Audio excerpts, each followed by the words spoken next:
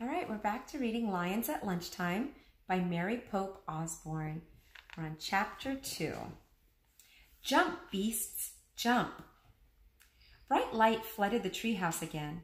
A rustling sound came from outside the window. Annie peeked out and laughed. "Hey there," she said. Jack looked out too. A giraffe was eating leaves off the tree. It had a sweet, goofy face. Jack peered at the world beyond the giraffe. He couldn't believe his eyes.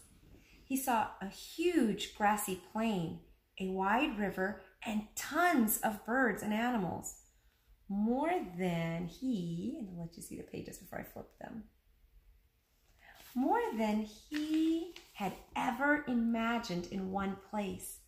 Giraffes and zebras were on the side of the river where Jack and Annie were. Thompson's gazelles and the big horned animals were on the other side. "Where are the lions?" said Jack. "I don't know," said Annie. "Do you think it's always this crowded?"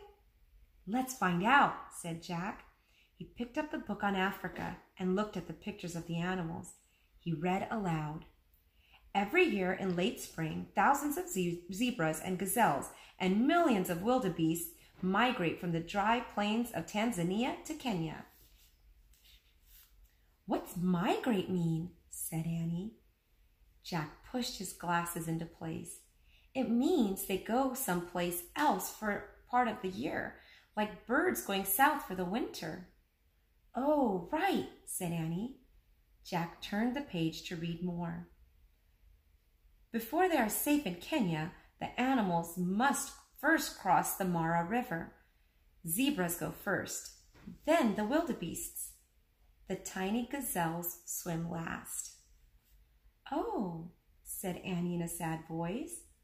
"What's wrong?" said Jack. "Poor beasts." She looked out the window. "They seem afraid."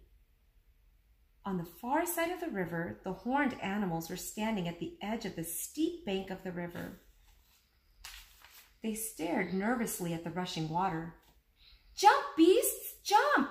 Annie shouted. "Don't be silly, they can't hear you," said Jack. He studied the broad plain. "I wonder where the lions are," he said. "I don't know, but I have to go," said Annie. "Go where?" said Jack. "To the river to help them," she said. "Help who?" said Jack. "Those wild beasts on the other side," said Annie. "I have to help them migrate." "Are you nuts?" said Jack. Annie handed Jack the scroll and started out of the treehouse. "Wait a second," said Jack. "We haven't even read Morgan's riddle yet." Annie stopped on the ladder. "Read it now," she said. Jack unrolled the ancient scroll and read aloud. "I'm the color of gold and as sweet as can be, but beware of the danger that's all around me. What am I?" Annie started down again. "Annie!" "We'll look for the answer in a minute," said Annie. "What are you doing?" Jack called, but there was no stopping her. Jack watched as she hopped off the ladder.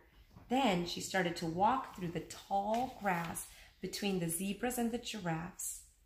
"I don't believe her," he said to himself. He quickly put the Africa book into his pack. He started down the ladder. When he stepped onto the ground, he looked around carefully. The giraffes were eating the tree leaves. The zebras were grazing in the grass. Tons of birds flapped overhead. This is okay, he thought. He just had one little question. Where are the lions? And that's it for Chapter 2. Join me tomorrow as we read Chapter 3 of Lions at Lunchtime. I hope you guys are enjoying this and have a wonderful night. Good night.